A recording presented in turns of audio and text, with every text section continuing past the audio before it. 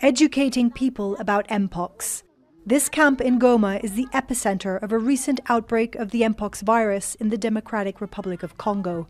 It spread silently across borders and continents. This child has been diagnosed with the virus, but in this poor conflict-ravaged region, he can't be isolated from others.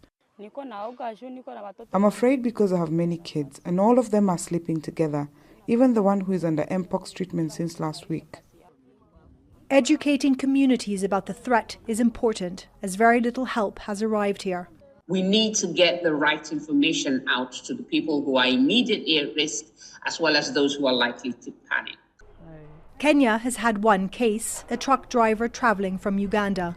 This is one of the main testing labs in the country. The virus is probably spreading through the travel routes that people use for traveling, especially from countries that are affected with the virus, like Democratic Republic of Congo.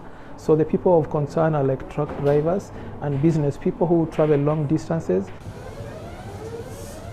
Kenya has begun screening travelers across its borders and formed a rapid response team that includes educating communities.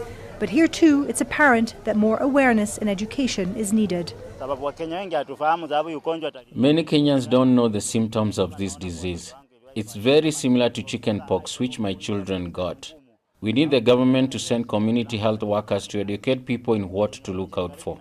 Not just education, but a more robust international response, a week into the warnings about the virus being sounded. We can and must tackle MPOX together, across regions and continents.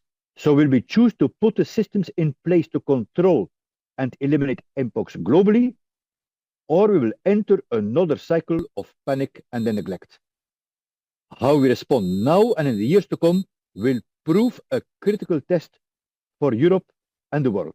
And what does that interpret? We put that to the Director of Virus Research in Nairobi. Do you think enough attention is being put from the international community who have the vaccines on the epicenter, on the DRC?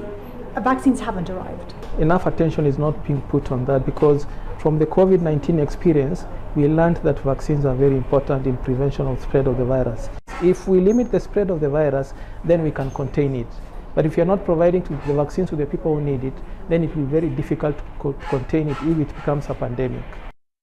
So far, no vaccines have arrived. Stephanie Decker, Al Jazeera, Nairobi, Kenya.